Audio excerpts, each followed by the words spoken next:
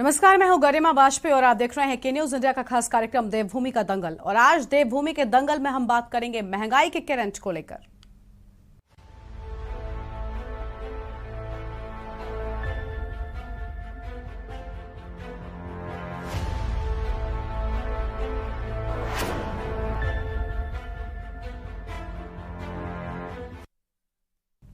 भीषण गर्मी, बिजली का संकट और महंगाई से जूझ रही उत्तराखंड की जनता को अब और परेशानी होने वाली है, क्योंकि उत्तराखंड में बिजली की दरें 12.5% बढ़ाने के प्रस्ताव को मंजूरी दे दी गई है।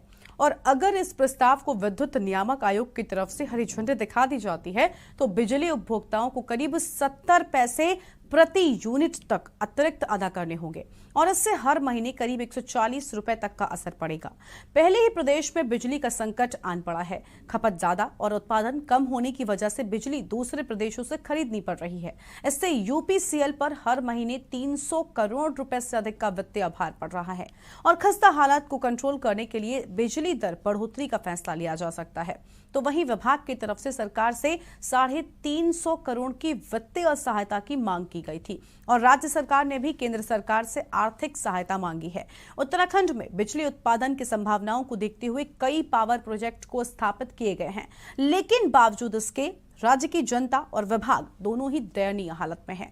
महंगाई के बीच बिजली बढ़ोतरी से जनता की मुश्किलें और बढ़ सकती हैं। आज इसी को लेकर हम विस्तार से चर्चा करेंगे, लेकिन उससे पहले एक नजर डालिए हमारी इस खास रिपोर्ट पर।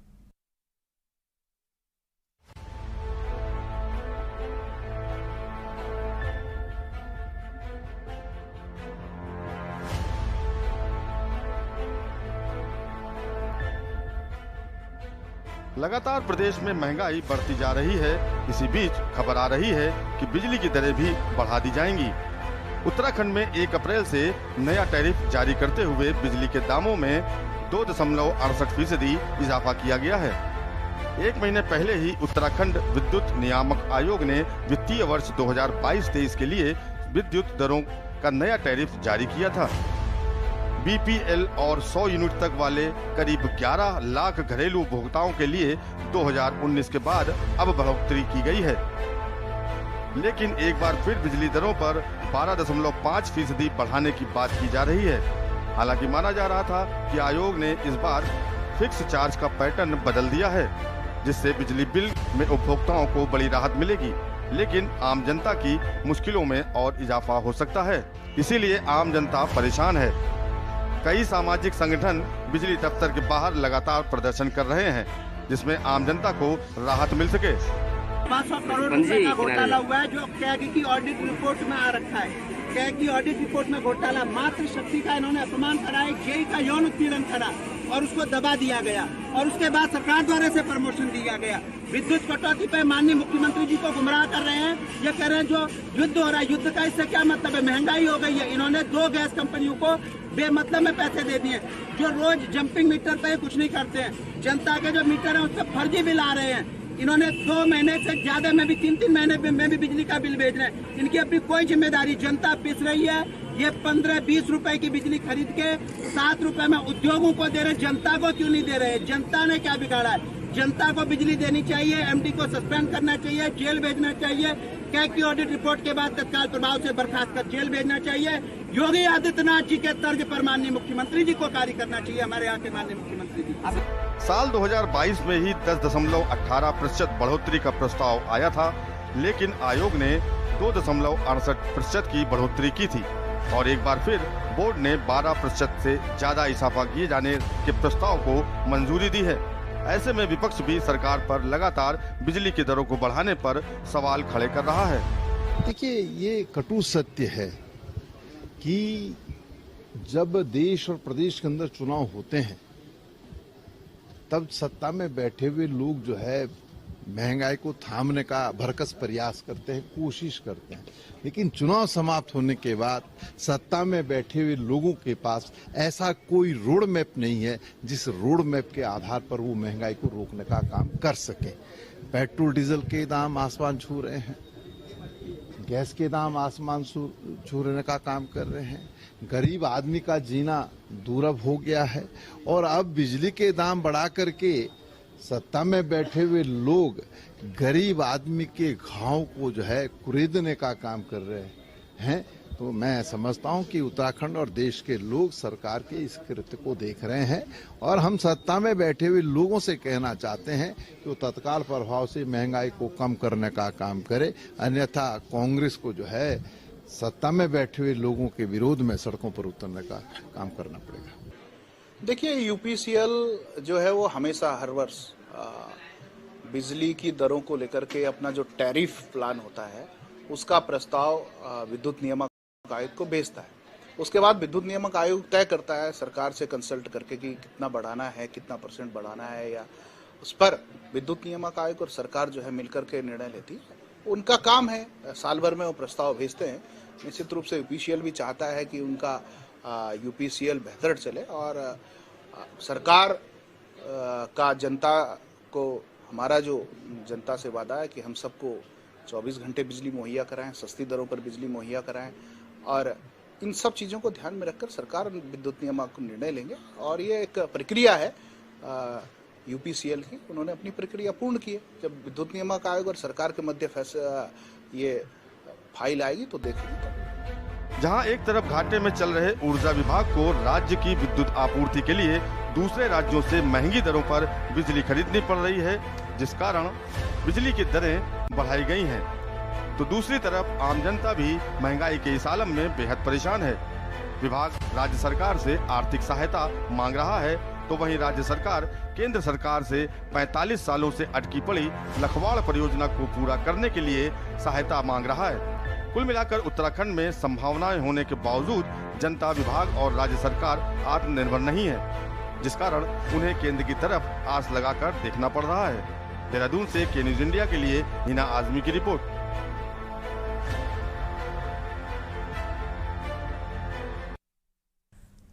और आज महंगाई के ऐसे करंट को लेकर हम विस्तार से बातचीत करेंगे, क्योंकि पूरा देश एक और महंगाई से परेशान है, तो वहीं दूसरी ओर देवभूमि उत्तराखंड में भी जनता महंगाई की मार झेल रही है। चाहे बिजली हो, पानी हो या फिर खाने पीने की आम जरूरतों की चीजें, हर एक चीज लगभग महंगी होती जा रही है। और अब उत्तराखंड में बिजली की नियामक दरें भी महंगी हो सकती हैं। आज इसी को लेकर हम विस्तार से बातचीत भी करने वाले हैं। कई खास मेहमान भी आज हमारे साथ जुड़ेंगे। सबसे पहले आपको हम उनसे रूबरू करवाते हैं। हमारे साथ में कमलेश सोनियाल जी हैं, भारतीय जनता पार्टी के प्रवक्ता हैं। नरेंद्र सेठी साहब हमारे साथ में हैं, वरिष्ठ पत्रकार हैं। कमलकांत जी हमारे साथ में हैं, यूकेडी के प्रवक्ता हैं। आरपी रतूड़ी साहब हैं, कांग्रेस के प्रवक्ता हैं। और राजेंद्र पंत जी हैं, मीडिया प्रभारी हैं, स्वराज सेवा दल की ओर से आज हमारे साथ में जुड़े हुए हैं। आप सभी मेहमानों का बहुत बहुत स्वागत है आज की हमारी इस चर्चा में। शुरुआत करते हैं भारतीय जनता पार्टी के प्रवक्ता के साथ में। कमलेश जी, जनता पर पहले ही इतनी मार महंगाई की पड़ रही थी, बिजली आप तो वैसे ही नहीं दे रहे हैं, इतने पावर कट लग रहे हैं, आपके पास इतनी कमी आ गई है, पानी आपने महंगा कर दिया है, खाने पीने की आम जरूरत की हर एक चीज महंगी है और बिजली की दरों में एक बार फिर से इजाफा हो रहा है। क्या चाहते हैं, जनता कैसे जिएगी? उत्तराखंड के अंदर जो बिजली की दरें अभी बात आई है और बढ़ोतरी भी है, नाम मात्र के ही आम जनमानस के देखते हुए एक प्रस्ताव आता है अपना यूपीसीएल द्वारा और उसके उपरांत जो द्वारा। हेलो, मेरी आवाज आ रही है? हेलो जी कमलेश जी, आपकी आवाज आ रही है, बोलिए। तो उसी प्रस्ताव के तहत अगर देखा जाए तो पिछले साल की अपेक्षा अगर इस साल देखा जाए तो हमने इतनी नहीं, करीबन ये लगा लिया आपकी 0.68% ही इजाफा विद्युत दरों में हुआ था और हुआ है। और यह अगर देखा जाए तो पिछले अपेक्षा करीबन जैसे प्रति 100 यूनिट जो उपभोग करते हैं उनके लिए जो प्रावधान है ₹2.80, वो आज ₹2.90 हुआ, 10 पैसे की बढ़ोतरी हुई। ऐसी 101 यूनिट से लेकर के 4 यूनिट तक, 200 यूनिट तक उपभोग करने वाले उपभोक्ताओं के ऊपर 20 पैसे की बढ़ोतरी हुई। तो ये 20 पैसे आप प्रति यूनिट की बात कर रहे हैं ना, प्रति यूनिट। हाँ, ऐसा तो नहीं है कि कोई एक आपने सिर्फ 20 पैसे जोड़े, लेकिन आप एक बार इसका भी आकलन करिए ना कि एक व्यक्ति दिन में कितने यूनिट बिजली का इस्तेमाल करता है, तब जाकर ये एक बड़ी रकम बन जाती है।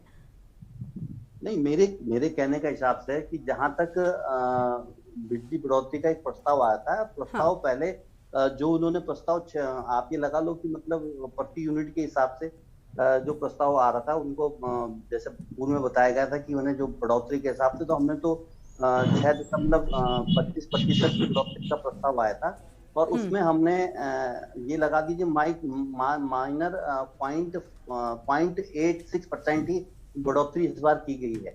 और जहां तक बढ़ोतरी का स्थिति है, तो आप देखिए जिस हिसाब से उपभोक्ता कनेक्शन बढ़ रहे हैं, लोग यूजुअल ज्यादा हो रहे हैं, उस हिसाब से हम लोग कई अन्य जगहों से बिजली खरीदते हैं।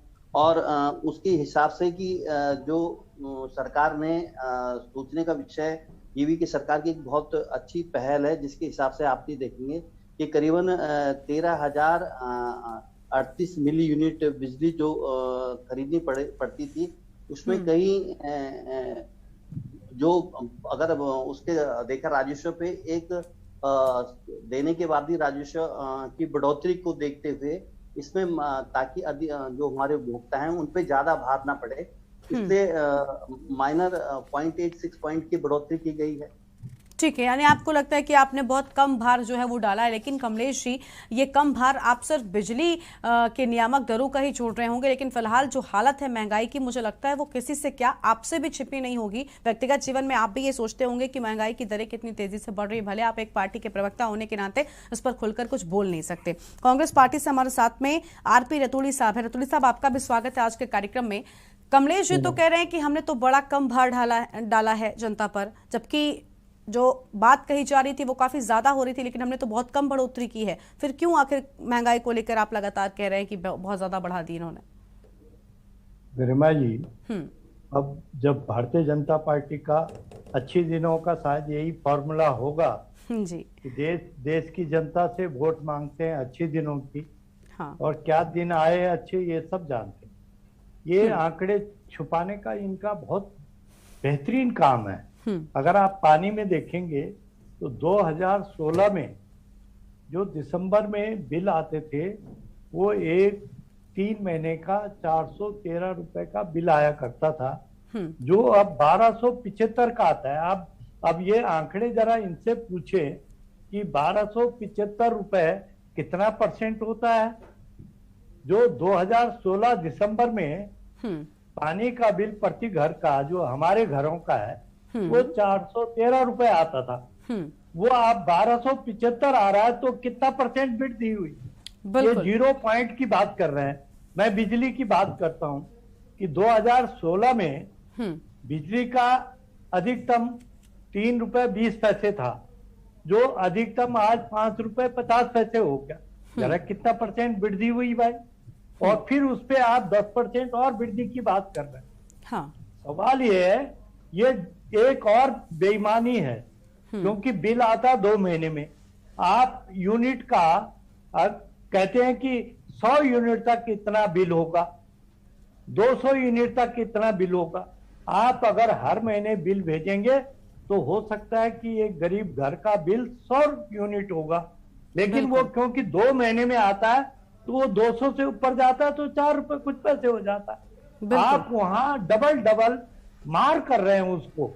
आप एक तरफ फॉर्मूला देते हैं कि इतने तक का तो इतना बिल और इतने तक का इतना बिल। अरे आप हर महीने बिल देने की व्यवस्था करो ना। अगर बहुत बढ़िया आप मदद देना चाहते हैं और आप टैरिफ बनाते हो कि 100 यूनिट पर इतना बिल, 200 यूनिट पर इतना बिल, 400 पर, तो आप हर महीने बिल दे दो, अपने आप आदमी का बिल घट जाएगा। लेकिन क्योंकि आपको तो जनता से सर्विस चार्ज भी लेना है, फलाना चार्ज भी लेना है, मीटर चार्ज भी लेना है, मीटर किराया भी लेना है, इसके बावजूद भी और आप कह रहे हैं अच्छे। अरे पेट्रोल गैस जो महंगाई 2013 में डायन लगती थी, वो आजकल इनकी डार्लिंग हो चुकी है। तब तो ये गाना गाते थे कि ये महंगाई मार गई, और ये पिपली वाला एक गाना था। और स्मृति ईरानी जो इनके नेता ढपली बजा बजा करके घूमते रहते थे, आज वो बड़ी सुंदर हो गई, आज डार्लिंग बन गई थी। आज चाहे वो सिलेंडर 1000 पहुंच जाए तो ये देश 1000 के पार हो गया सिलेंडर। रतूड़ी साहब, 1000 के पार हो गया। 1000 अभी परसों नरसों ही अगर मैं बात करूं तो 50 रुपए लगभग बढ़े हैं एक साथ, आधी रात में बढ़ोतरी हुई है। मैं गरिमा जी यही कह रहा हूँ, इनको नजर नहीं आ रहा कि एक आम उपभोक्ता की आय स्रोत घटे हैं। इन पिछले 2 सालों में जो कोरोना की महामारी के बाद रोजगार घटे हैं, आय के स्रोत चाहे व्यापारी हो, आज आदमी केवल जीने के लिए व्यवस्था सोच रहा कि खाना कैसे खा लूं। आज वो कपड़े ज्यादा नहीं खरीद रहा, नए कपड़े कम खरीद रहा। तो मार्केट में जो व्यापारी पर मार है वो इनको नजर नहीं आ रही है। पर ये क्योंकि ये भैया अंधभक्ति में मस्त है, तो मैं क्या कहूं। ठीक है, यानी आपको भी लगता है कि लगातार जो है वो महंगाई का करंट उत्तराखंड की जनता को झेलना पड़ रहा है। यूकेडी से हमारे साथ में कमलकांत जी हैं। कमलकांत जी, आपका भी स्वागत आज की हमारी चर्चा में। लेकिन कमलकांत जी, आप बताइए, आपको क्या लगता है कि अच्छे दिनों का जो वादा भारतीय जनता पार्टी कर रही थी वो निभा रही है, या फिर महंगाई का करंट जनता को दिया जा रहा है?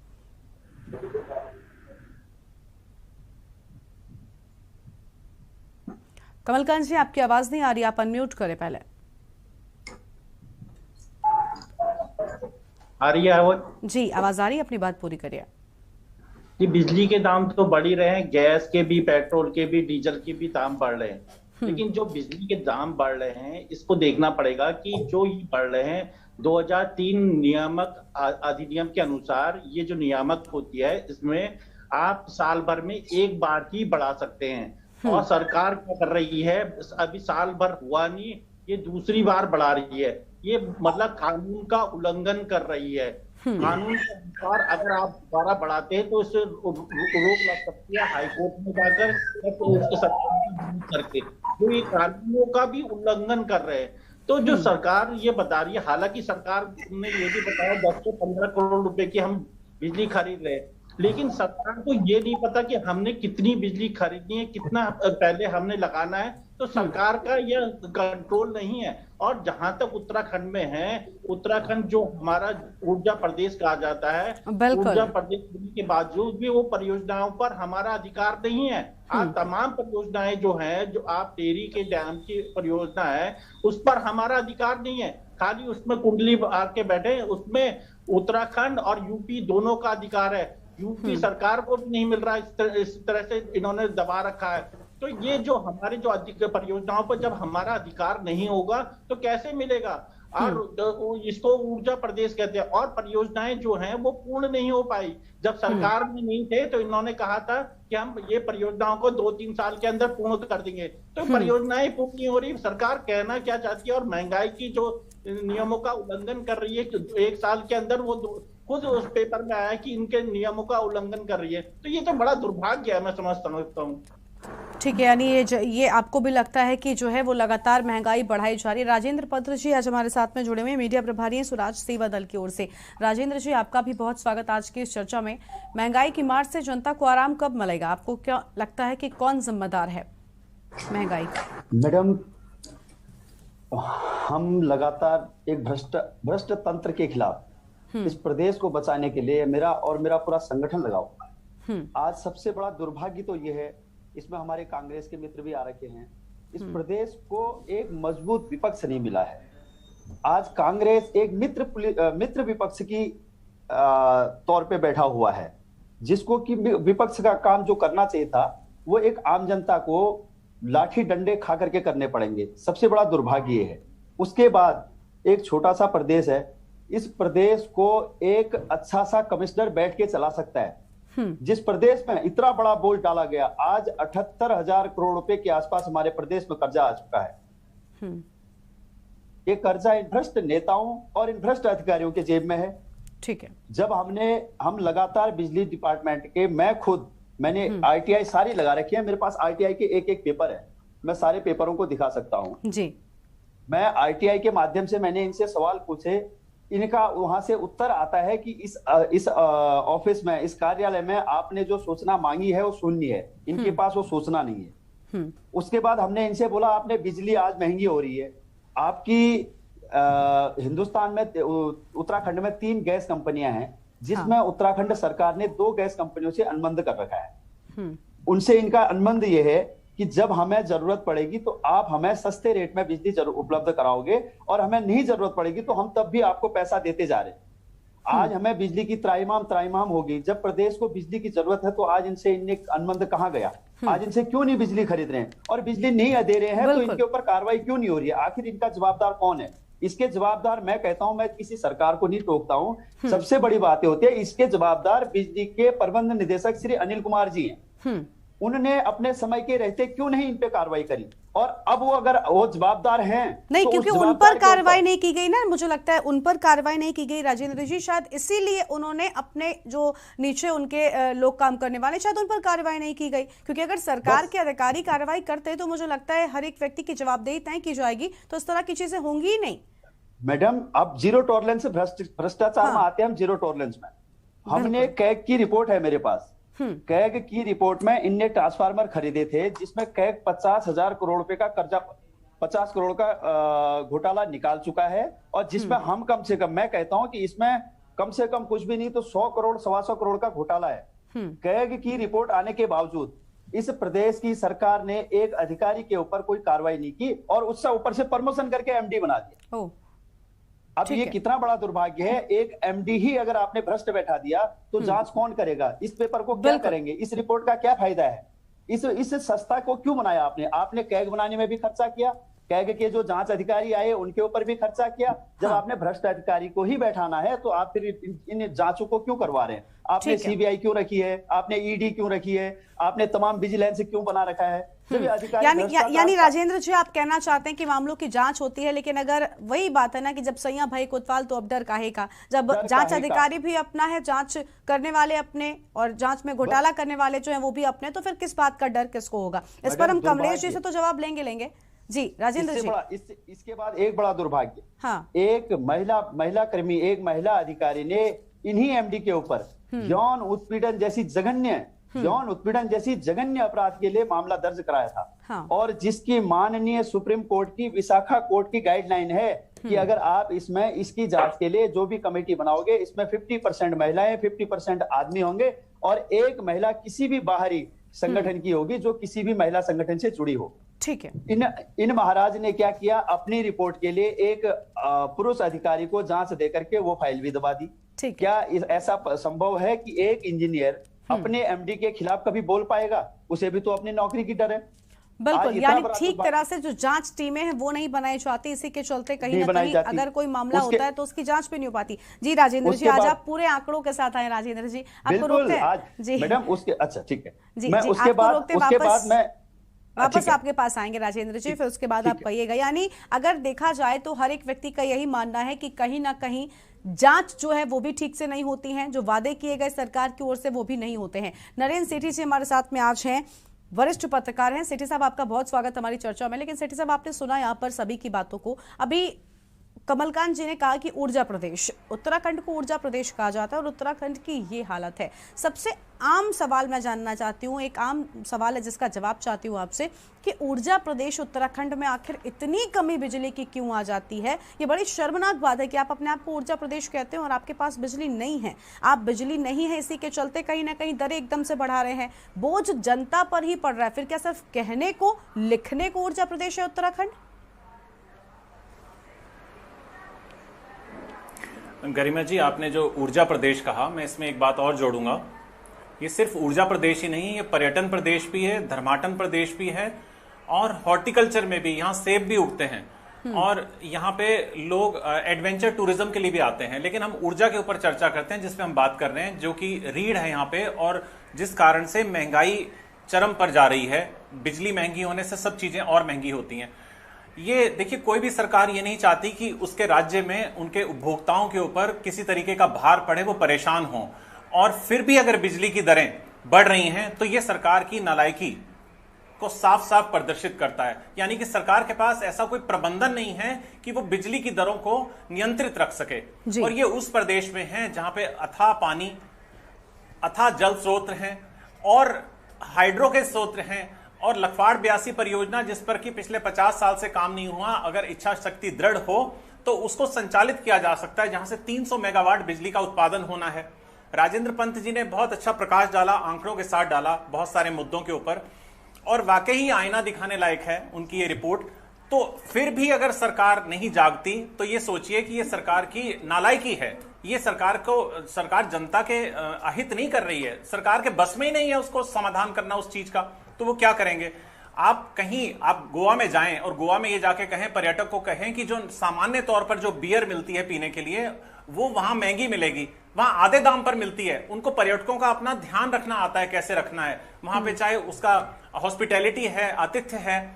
यहाँ पे आतिथ्य आप कैसे कर रहे हैं? महंगी बिजली के साथ, महंगे पानी के साथ और महंगे होटल में ठहरने की व्यवस्था के साथ। तो पर्यटक यहाँ पे आएगा, उसके ऊपर क्या प्रभाव पड़ेगा? हम खर्च करते हैं करोड़ों रुपया इस बात के ऊपर, अतिथि देव भव, आइए आपका स्वागत है। कौन सा स्वागत कर रहे हैं आप दूसरे की जेब को काट कर स्वागत कर रहे हैं। एक बार कोई व्यक्ति यहां पे ठगा जाएगा, दूसरी बार वो क्या संदेश लेके जाएगा? ये स्वयं यहाँ के, मेरे को लगता है पुष्कर धामी जी से ज्यादा तो शायद नौकरशाहों को समझना चाहिए। पुष्कर धामी जी को उनको गाइड कर रहे हैं, उनको तो नौकरशाहों को समझना चाहिए और ये देखना चाहिए कि किस तरीके की परियोजनाएं बना के वो देते हैं जिससे कि सरकार एक सफलता के प्रवाह में बहे और पूरी तरीके से जनता के लिए जन समर्पित सरकार हो। ये जनता को अगर इससे परेशानी होती है तो ऐसी योजनाओं का क्या फायदा? लखवाड़ 82 योजना जो बिल्कुल तैयार पड़ी है, जिसको कि हरी झंडी मिलनी है और जहां पे विद्युत उत्पादन शुरू हो जाना है जी।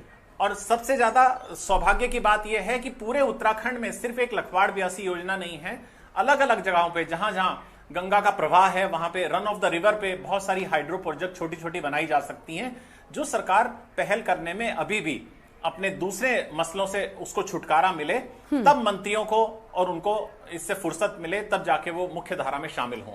बिल्कुल, तो बड़ी अहम बातें सेठी साहब आपने कही है। अब हम इस पर आगे भी विस्तार से बातचीत करें, लेकिन उससे पहले आपको बता दें कि रविंद्र आनंद जी हमारे साथ में जुड़े हैं, आम आदमी पार्टी के प्रवक्ता हैं। रविंद्र जी, आपका स्वागत है आपकी हमारी इस चर्चा में, लेकिन एक छोटे सा ब्रेक के लिए यहाँ पर रुक रहे हैं, उसके बाद आपके पास आएंगे और आपकी राय जानेंगे। छोटा सा ब्रेक, चल लौटेंगे।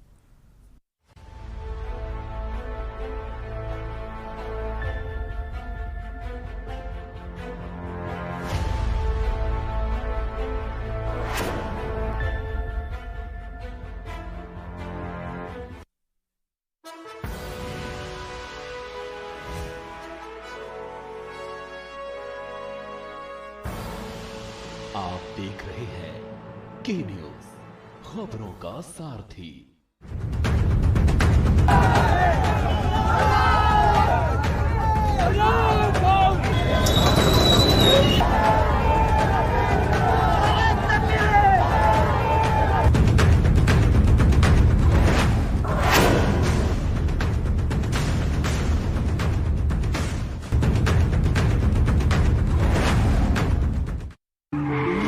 देखें कौन नया खिलाड़ी आया है, समझा देते हैं। प्यार से समझाएंगे, धीरे धीरे से, वो भी अपनी सुबह में।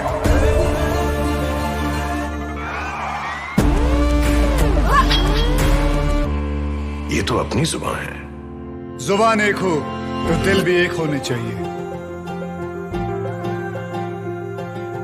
विमल, बोलो जुबान केसरी। देवभूमि के कई रंग, चलिए चार धाम हमारे संग। के न्यूज कराएगा आपको चार धामों के दर्शन।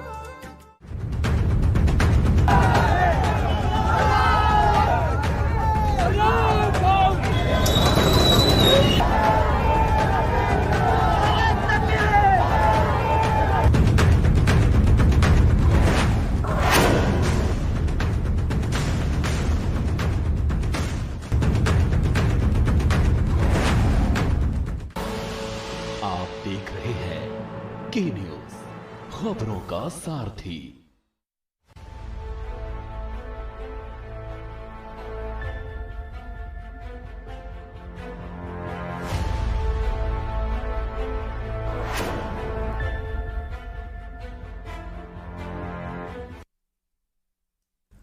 ब्रेक के बाद देवभूमि के दंगल में आप सभी का स्वागत है। आज हम महंगाई के करंट को लेकर बातचीत कर रहे हैं, क्योंकि महंगाई का करंट लगातार उत्तराखंड की जनता पर लगता चला जा रहा है, जिससे उत्तराखंड की जनता बेहाल नजर आ रही है। और इसी पर विस्तार से बातचीत करने के लिए हमारे साथ में मेहमानों का खास पैनल भी मौजूद है और हम चलते हैं रविंद्र आनंद जी के पास में, आम आदमी पार्टी के प्रवक्ता हैं, अभी हमारे साथ में जुड़े हैं। रविंद्र जी, आपका बहुत स्वागत आज की हमारी चर्चा में। लेकिन रविंद्र जी, आम आदमी पार्टी लगातार कह रही थी कि हम उत्तराखंड में चुनाव लड़ेंगे, उत्तराखंड की जनता को राहत दिलाएंगे। हालांकि चुनावों में कुछ खास हाल जो है वो हमने देखा आम आदमी पार्टी का क्या हुआ, लेकिन अभी आप देख रहे हैं कि लगातार महंगाई की जो बार है वो उत्तराखंड की जनता देख रही है और अच्छे दिनों का वादा करने वाली सरकार कह रही है कि हम तो बहुत कम बोझ डाल रहे हैं। आपको भी लगता है कि उत्तराखंड की जनता बेहाल है, परेशान है, महंगाई का करंट उत्तराखंड की जनता पर लग रहा है?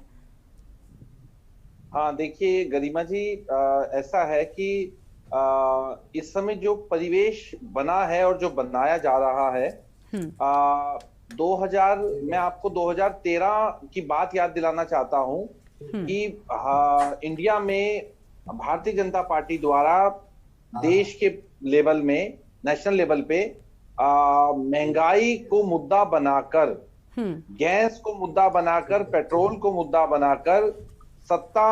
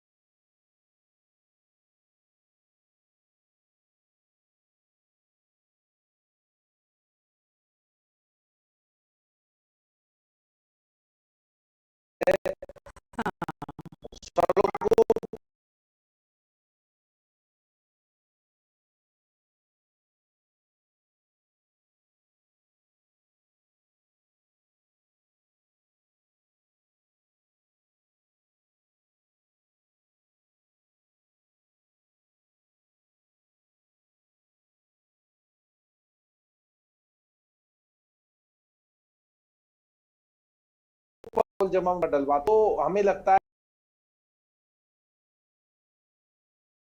है कि चलते हुए सोचते भी हैं, सोचते हैं सरकार तो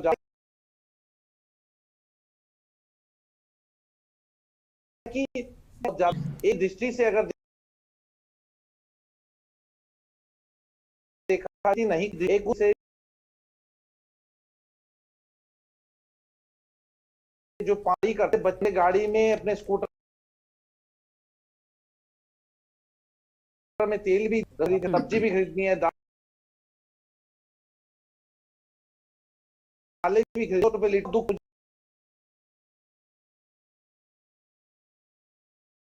तो नसीब है।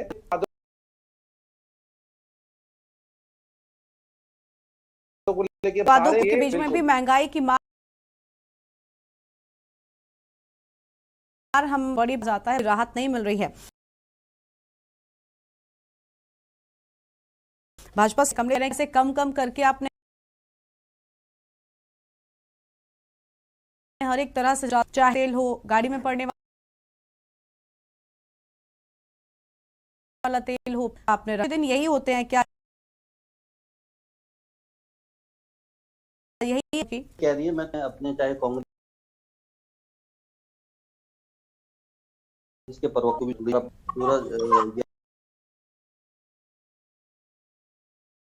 अपने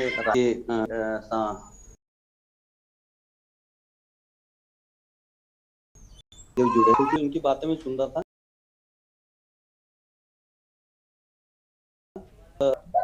ये लग रहा है कि जहां पार्टी देखते हैं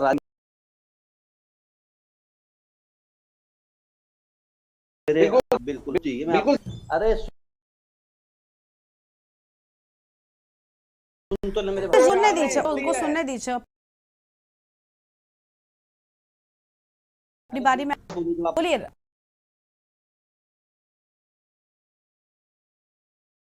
आज मैं तो इनकी राजस्थान में 300 यूनिट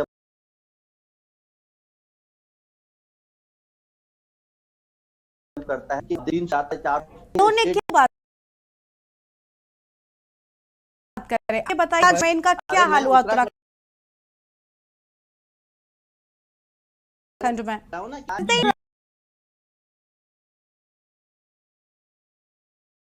राजनीति के ना वो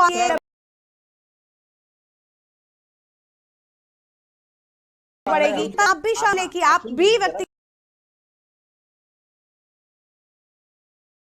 तौर पर आप पार्टी के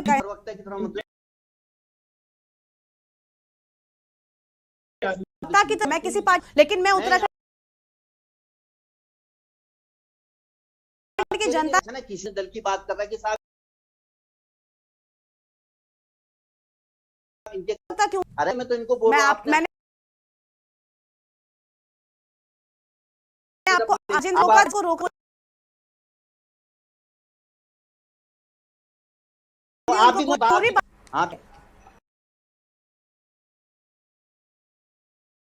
हाँ मैं ये कहते हैं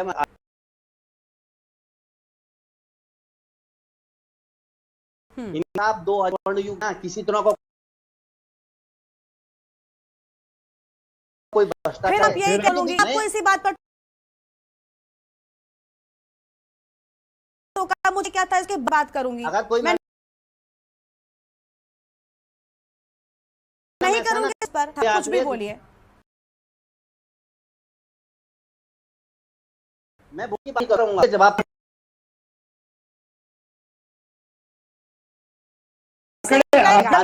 रतूड़ी जी का जो कहना है हमारे इनके कार्यकाल में स्वर्ण युग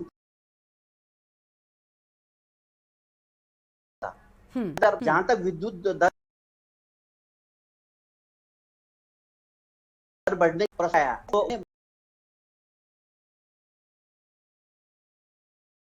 आने वाले 13 यूनिट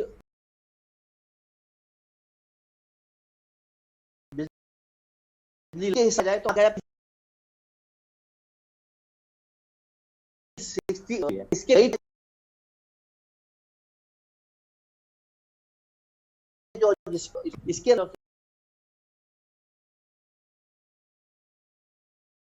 इसके लिए इस क्या है अंतर्गत जो लाइन लॉसेस जो हमारा इन्वेस्टर्स हो जाती है इसका ये सारी चल जाए साहब मेहंदी के ऊपर यूज नहीं हो पाता है उस पे भी हम लोगों का आने वाले 3 साल के लिए मैंने टारगेट रखा कि ये सारी व्यवस्थाएं किसी तरह से सुचारू रूप से चल जाए। अब जहां तक महंगाई की स्थिति के साथ महंगाई की स्थिति के ऊपर मैं बोलना चाहूंगा ये आपके चाहे आम आदमी पार्टी हो चाहे वो कांग्रेस ही हो चाहे आपका अन्य कोई दल हो हर किसी के कार्यकाल के टाइम पे अगर जैसे हमारे बोल रहे क्या जीरो टॉलरेंस की सरकार ने इनके टाइम पे तो हो गया कि एक महिला ने अपने अधिकारी के ऊपर आरोप लगा रखा आज को एमडी बना दिया है तो मेरा ये कहना है उसके लिए खुला मंच है अगर कुछ इस तरह की आपका राइट ऑफ इंफॉर्मेशन कोई जानकारी तो मैं स्वयं आपके साथ चलूंगा संबंधित अधिकारी मुख्यमंत्री से हम लोग मिलेंगे अगर कोई ऐसा भ्रष्ट अधिकारी बैठ गया होता है इतना बड़ा एक स्टेट नहीं ये कहकर आप पल्ला नहीं झाड़ सकते ये कहकर आप पल्ला नहीं झाड़ सकते ये तो बड़ी आसान सी बात हो गई ना कि भाई अगर आपको लगता है कि कुछ कहीं पर कमी है आप आरटीआई डालिए वो तो अभी राजेंद्र जी हमारे साथ में मुझे लगता है नहीं जुड़े हुए वरना वो तो बड़े आज आंकड़े लेकर बैठे हुए थे वो तो साफ साफ कह रहे थे कि ये रिपोर्टें हैं उनके पास में और देखिए ये कोई तरीका ये एक तरीका नहीं हुआ ना कमलेश जी क्या ये तरीका हुआ बस ये कह देने भर से आपकी जिम्मेदारी पूरी नहीं होती ना कि आप रिपोर्ट डालिए आरटीआई डालिए लेने को तैयार है हमारी सरकार संवेदनशील है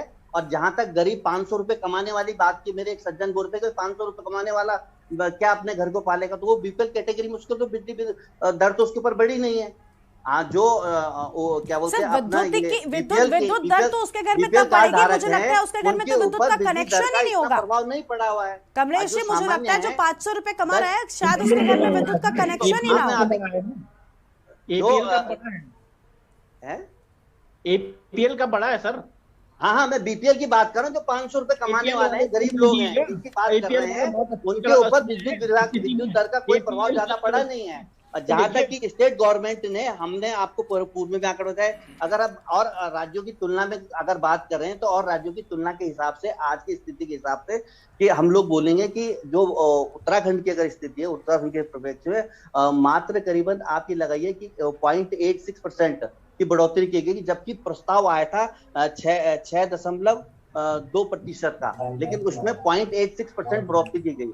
अब हर साल बढ़ोतरी का एक प्रोसेस है, अपना अपना प्रस्ताव है, उस प्रस्ताव का हर साल प्रोसेस के अनुसार नहीं कर रहे ना। 2003 के अधिनियम के अनुसार आप एक ही बार बढ़ा सकते हो, आपने तो दूसरी बार बढ़ा दी विद्युत अधिनियम के अनुसार। 2000 फालतू बोल रहे हैं आप, 2 बार कहाँ बढ़ाई, किसने बढ़ाई? 2 बार बढ़ी है। आप बताइए, डेट बताइए मुझे, आप बताइए ना, कौन सी डेट बताइए, कौन से टाइम पे बढ़ी है, आप बताइए। 2 बार कब बढ़ी है? हाँ। 2 बार बढ़ी है तो संविधानिक। सेठी साहब कुछ कहना चाहते हैं? सेठी साहब, हाँ, सेठी साहब अनुसार उल्लंघन हो रहा है, साफ पेपर लिख रहा है आपके खिलाफ, आप पढ़ो, उसमें लिख रहा है। सेठी साहब आप बोलिए, आप बोलिए। मैं कमलेश जी, गरिमा जी, मैं कमलेश जी और रतूड़ी जी एंड आनंद जी तीनों से मेरा एक प्रश्न है। हम इस डिबेट में बैठे हैं, हमारी डिबेट को पूरे प्रदेश की और देश की जनता सुन रही है। हम लोग जो चर्चा करें, मुझे लगता है कि शायद जो जनता को राहत पहुंचाने वाली हमारे निष्कर्ष हों, हमारी बातें हों, तो वो ज्यादा इंपैक्टफुल होंगी, बजाय इसके कि हम एक दूसरे के ऊपर दोषारोपण करें कि कांग्रेस कार्यकाल में क्या हुआ था और भारतीय जनता पार्टी के कार्यकाल में क्या हुआ। अंततः ये देखा जाना चाहिए कि उपभोक्ता को कितना फायदा हुआ, उसको बिजली दरों से राहत मिली कि नहीं मिली, और फिर घूम फिर के वो जब तुलना करता है तो वो दिल्ली से करते हैं कि दिल्ली में केजरीवाल फ्री बिजली दे रहे हैं। जब वहां पर बात जाती है तो एक दोबारा आस टूटती है, और जिस जनता ने पूरा मैंडेट दिया है भारतीय जनता पार्टी को, वो जनता के की भावनाओं के साथ खिलवाड़ करने के लिए नहीं दिया है। जनता को इस कोरोना काल में, इस महंगाई के दौर में जितनी वो त्रस्त है महंगाई से, उससे राहत देने के लिए दिया है। हम प्रवक्ता हो सकते हैं, हम विश्लेषक हो सकते हैं, लेकिन जब हम इस स्टूडियो से बाहर निकलते हैं तो हम नागरिक होते हैं, और जब नागरिक को जो पीड़ा होती है तो वो अपनी पीड़ा कहां व्यक्त करेगा? उसको व्यक्त करने के लिए बिल्कुल स्वच्छ हृदय से और बिल्कुल निष्पक्षता के साथ हमें अपनी बात रखनी चाहिए। ये राजनीतिक लबादा उतार देना चाहिए इस समय, और बिल्कुल अगर जनता के पक्ष की बात है वो रखें, उसको सुनने में भी अच्छा लगेगा। जी गरिमा। और सेठी साहब, मैंने शुरुआत में ही कमलेश जी से कहा था कि आप भी व्यक्तिगत तौर पर ये महसूस करते होंगे कि महंगाई कितनी बढ़ गई। भले आप किसी पार्टी के प्रवक्ता होने के नाते ये बात आज कैमरे पर बोल नहीं सकते, क्योंकि महंगाई किसी पार्टी के व्यक्ति पर नहीं पड़ती है। जिस समय भाई महंगाई अगर सत्ता में बढ़ रही है, वो चाहे बीजेपी की सरकार में बढ़े। सिलेंडर की बात आप कर रहे थे, हाँ। तो आप जिस समय महंगा 50 रुपए सिलेंडर महंगा होने की बात कर रहे थे, हाँ। तो मैं भी आपका चेहरा रीड कर रहा था। तो महंगाई तो अंततः सब पे असर पड़ता है ना, चाहे वो कितनी भी किसी भी विषय पर हो। तो आप एक गृहिणी हैं, आपको फर्क पड़ रहा है तो क्यों नहीं, बाकियों को क्यों नहीं पड़ेगा? बिल्कुल, देखिए महंगाई का असर पूरे देश में पड़ता है, हर एक व्यक्ति पर पड़ता है। इसीलिए हम बात कर रहे हैं क्योंकि महंगाई से सीधा असर जनता पर ही है, और जनता महंगाई से अब त्रस्त नजर आ रही है। कमलेश जी इसको माने या ना माने, क्योंकि आज बात भले ही बिजली के मुद्दे को लेकर हम यहाँ पर करने के लिए बैठे, लेकिन सिर्फ मैंने पहले भी कहा कि बिजली ही नहीं, चाहे आप रसोई गैस में चले जाइए, चाहे आप रसोई के अंदर चले जाइए, खाने की हर एक चीज पर पैसे बढ़ गए हैं। कमलकांत जी कुछ कह रहे हैं, जल्दी से। जी कमलकांत जी। ये दिखा रहा है कमलकांत जी, आपकी आवाज। और जो गैस के सिलेंडर के दाम में वृद्धि, बोलिए। ये पिछले 5 साल और पिछले 190, ये जब हुई पूरे 1 साल के अंदर, तो लगातार वृद्धि, चाहे बिजली के दामों हो, चाहे क्या कहते हैं रसोई के दाम, पेट्रोल, हर चीज के दाम बढ़े हैं। तो मतलब लग रहा है सरकार का कंट्रोल नहीं है, पता नहीं सरकार करना क्या चाहती है। जो आम जनता है, मिडिल क्लास की फैमिली है, उस पर बहुत ज्यादा दबाव पड़ रहा है। और जहां तक आप कह रहे हो, अब आने वाले समय में तो मिडिल क्लास समाप्त है, वो क्या कहते हैं बीपीएल के दायरे में आ जाएगा। 80 करोड़ लोग आने वाले समय में बीपीएल के दायरे में आएंगी। तो ये जो स्थिति चल रही है पूरे देश में, राज्य में, तो बड़ी 80 करोड़ लोगों का तो वैसे भी पहले से कहा जा रहा है ना कि हम 80 करोड़ लोगों को राहत दे रहे हैं, यानी आपके देश के 80 करोड़ लोग इस लायक नहीं है कि जो अपने मन से खाना खा सकते हैं। आपको उन्हें गेहूं चावल तक देना पड़ रहा है। आप समझ सकते हैं आप अपने देश के बारे में किस तरह का प्रचार करते हैं ये कहकर? मुझे लगता है ये बेइज्जती है मेरे देश की। बहुत अच्छी बात। बिल्कुल। राजेंद्र पंत जी हमारे साथ में जुड़े हुए। राजेंद्र जी, अभी आप एक रिपोर्ट, देश को हमने अनुदान की संस्कृति के ऊपर निर्भर कर दिया। बिल्कुल सेठी साहब, मुझे लगता है ये सोचना चाहिए। आप भले ही एक यश लूट रहे हैं कि हमने तो इतने करोड़ लोगों को गेहूं और चावल दे दिया, लेकिन आप सोचिए आपके इतने करोड़ जनता सिर्फ गेहूं और चावल पर निर्भर है। कुछ कह रहे हैं कमलेश जी, इन्हीं को सुन लेते हैं पहले। हाँ, कोरोना काल में विशेष करके जिन लोगों के बने आर्थिक स्थिति कहीं ना कहीं डामाडोल हुई है, उन लोगों को, जो बीपीएल धारक हैं, उन लोगों को जो इस कैटेगरी में आते थे कि हमारे दूरगामी लोग हैं, उन लोगों की व्यवस्था कोरोना काल में फ्री राशन की दी गई है। वो कोई परमानेंट व्यवस्था नहीं है। तो कोरोना काल के बाद से तो कितने लोगों का रोजगार चला गया, कितने लोग घर पर बैठे हुए हैं, वो महंगी बिजली का बिल कैसे भरेंगे, वो गाड़ी में पेट्रोल कैसे डलाएंगे, वो घर का 1050 रुपए का सिलेंडर कैसे लाएंगे। कमलेश साहब, संवेदनशीलता देखिए ना, कोरोना काल, इतने भीषण कोरोना काल में प्रत्येक व्यक्ति को वैक्सीनेशन किया गया है। आप ये देखिए, तो वैक्सीनेशन किया तो आप महंगाई बढ़ा देंगे, ये बात पहले बतानी थी ना आपको, ये बात पहले बतानी थी ना आपको। कोरोना काल में आपके पास कितना चंदा आया ये आपको नहीं पता है। कमलेश जी, मुझे लगता है सारा वक्त आपके साथ ही जाएगा, बाकी मेहमान है इनकी भी प्रतिक्रिया ले लेते। कमलेश जी, डिबेट में आते हो, जरा कुछ तैयारी करके आया करेगा। बाकी के मेहमान है, आप लोग एक बात आपको नहीं व्यक्तिगत हमला कोई किसी पर नहीं करेगा। प्लीज कमलकांत जी और कमलेश जी, उत्तराखंड सुन रहा है, देख रहा है, झेल रहा है। मैं तो कहूंगी सब कुछ हो रहा है उत्तराखंड के साथ में, क्योंकि चारधाम की यात्रा चल रही है और उसके बाद इस तरह की बातें हमें करनी पड़ रही है। उत्तराखंड देख रहा है, उत्तराखंड को पता है 2017 में भी ये लोग, इनका आम आदमी पार्टी है, आपकी हाशिए पे चढ़ गई है इनकी। मैडम, बड़े भाई कमलेश जी सरकार की तरफ से आए हैं। कमलेश जी, ठीक है, सब लोग शांत हो जाइए। अभी आम आदमी पार्टी से रविंद्र जी कुछ कहना चाह रहे हैं, उनकी बात सुनते। बस एक बात कमलेश जी आपसे कहूंगी। हाँ, देखिए गरिमा जी, ऐसा है, एक मिनट जरा सुन ले। गरिमा जी, ऐसा है, हाँ जी बोलिए। अभी मैं कुछ समय पहले पहाड़ के दौरे पर था, जिसमें मैं गंगोत्री, डीडी हाट, पिथौरागढ़ काफी जगहों पर गया हूँ और मैंने वहां लोगों से बात की, तो लोगों का जो कहना था वो ये था कि हमें फ्री राशन मिल रहा है। अब ये भारतीय जनता पार्टी पहली बात तो फ्री पर हमें घेरती आई है, हमारी पार्टी को घेरती आई है जी। उसके बावजूद इन्होंने पूरे चुनाव से 3 महीना पहले यूपी और उत्तराखंड में, सिटी साहब बहुत बड़े एनालाइज करते हैं, और एक मिनट भैया सुन लो,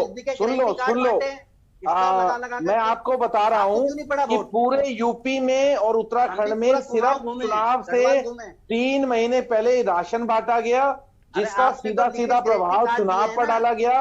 और आज स्थिति ये है कि मेरे प्रदेश के लोग फ्री राशन पर निर्भर हैं। क्या आप भारत को इसी ओर ले जाना चाहते हैं कि एक सामान्य व्यक्ति सरकार के राशन पर निर्भर हो जाए? तो हम कैसे भारत का निर्माण और कैसे विकास की बातें जो आज मोदी जी करते हैं, वो किस आधार पर और किस ओर देश को ले जाना चाहते हैं? बिल्कुल, और सबसे बड़ी बात कि किसी भी देश का विकास तब मुझे लगता है असल मायने में होता है, सिर्फ किसी देश के इंफ्रास्ट्रक्चर को देखकर आप ये नहीं कह सकते कि एक विकसित देश है।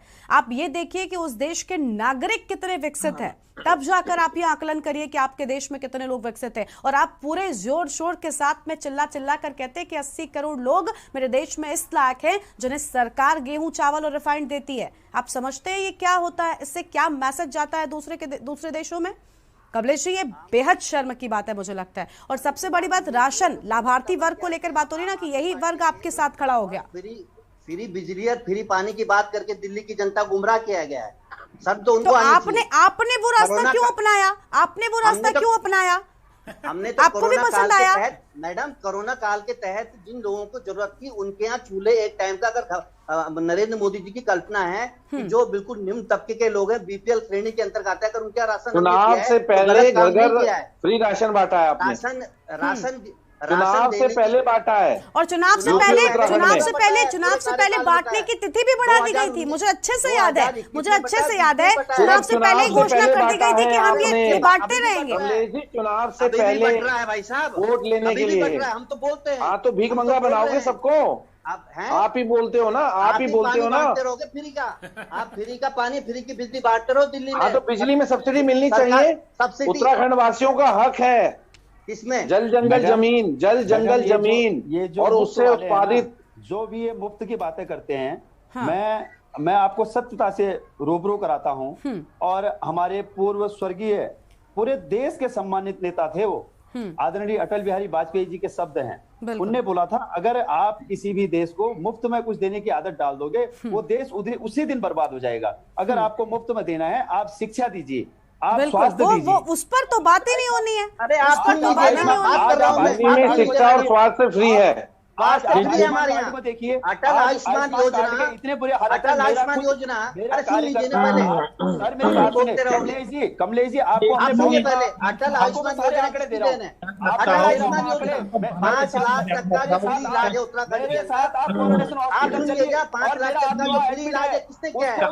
ठीक है, 5 लाख तक का अटल आयुष्मान। अगर यही डिबेट करनी है राजेंद्र जी, कमलेश जी, राजेंद्र जी प्लीज शांत हो जाइए। देखिए, हम इस तरह से नहीं चाहते कि ये मैसेज जाए। हम ये चाहते हैं कि उत्तराखंड की जनता का विकास हो, उसको महंगाई से, बेरोजगारी से राहत मिले। कमलेश जी, हम ये चाहते हैं कि उसको राहत मिले। और जो आप राशन दे रहे हैं ठीक है, मुझे लगता है, लेकिन ये 80 करोड़ लोगों को दिया जा रहा है, ये बात आप चिल्ला कर तो कम से कम मत कहिए। कमलेश जी, वक्त बहुत कम है। हमने आपकी सुनी। सेठी साहब से एक आखिरी प्रतिक्रिया चाहती हूँ। सेठी साहब, मुझे लगता है कि मतलब ये 80 करोड़ सुनकर ही मेरा खून खोल उठता है। मैं कहूंगी, क्योंकि मैं इस देश की नागरिक हूं। मैं नहीं चाहती मेरे देश के 80 करोड़ लोगों की ये हालत हो जाए। और आत्मनिर्भरता की बात ये करते हैं। आत्मनिर्भर भारत भी अगर बनाना है ना, तो किसानों से तेल खरीद कर ये जनता को नहीं देते, लेकिन बाहर से रिफाइंड ऑयल मंगाकर जनता को बांटा जा रहा है। अभी चुनाव के पहले की बात कर रहे थे, मुझे अच्छे से याद है, आंगनबाड़ी केंद्रों में बच्चों को चुनाव से 6-7 महीने पहले देसी घी और दूध के पैकेट्स वितरित किए गए, जो सिर्फ एक बार वितरित किए गए। उसके बाद दोबारा ये कभी नहीं आया, और ये बच्चे भी जानते हैं कि दोबारा ये अब कभी आएगा भी नहीं। तो आत्मनिर्भरता भी कहीं नहीं दिखाई देती है, और फ्री की आदत तो इन्होंने डाली दी है। जी गरिमा जी, देखिए इस समय प्रचंड बहुमत में है भारतीय जनता पार्टी, और भारतीय जनता पार्टी जो कुछ देश और राज्यों के लिए करेगी वो एक नजीर बनेगी। कहने को बहुत आसान है शब्दों में कि आपने ये कहा कि 80 करोड़ जनता को हम मुफ्त में राशन दे रहे हैं। उदाहरण है कि क्लब में अगर कोई ताश के साथ पैसे का लेन देन कर रहा है तो उसे जुआ नहीं कहा जाएगा, वो कहते हैं कि ये एंटरटेनमेंट कर रहा है। और वही सड़क पे अगर खेलेगा तो कहेंगे जुआरी पकड़े गए। तो आप पूरे देश की जनता को कह रहे हैं कि हमने अनुदान की संस्कृति पे और भिखारी बना दिया हमने लेके। बहुत अच्छी बात नहीं है। इसको स्वाभिमान के साथ, आत्मनिर्भर भारत का मतलब यह नहीं है कि आप सरकार निर्भर भारत बना दें। आप उनको रोजगार दीजिए उनके हाथों में, उनको निठल्ला मत बनाइए। अगर देश का स्वर्णिम भविष्य तय करना है तो आज इसकी नींव जो रखी जाएगी वो कल के लिए नजीर बनेगी। किसी को दोष देके देश विकास नहीं कर सकता। देश केवल उदाहरण के ऊपर विकास करेगा कि हमारे पूर्वजों ने, हमारे पूर्व शासकों ने क्या किया और वर्तमान क्या कर रहे हैं और इसके बाद क्या होगा। बिल्कुल, देखिए, हम यही चाहते हैं कि संपूर्ण विकास हो, न सिर्फ देश के इंफ्रास्ट्रक्चर का विकास हो, बल्कि देश के हर एक नागरिक का, जैसा खुद प्रधानमंत्री जी कहते हैं कि आखिरी व्यक्ति तक विकास की धारा पहुंचनी चाहिए। और यही हम चाहते हैं कमलेश जी कि ऐसा ही विकास हो, जनता को महंगाई से, बेरोजगारी से और इन सभी सामाजिक कुरीतियों से जनता को छुटकारा मिले। यही हमारा मुख्य उद्देश्य है। तो आज की इस चर्चा में आप सभी का शामिल होने के बहुत बहुत शुक्रिया, और अपनी बात रखने के लिए आप सभी का शुक्रिया। तो आज हम बात कर रहे थे महंगाई के करंट को लेकर, जो जनता को लगातार लगता जा रहा है, और जनता की कमर महंगाई से टूटती जा रही है। लेकिन राहत कब मिलेगी ये तो खैर आने वाला वक्त बताएगा। देवभूमि के दंगल में आज बस इतना ही। आप देखते रहिए के न्यूज़ इंडिया। नमस्कार।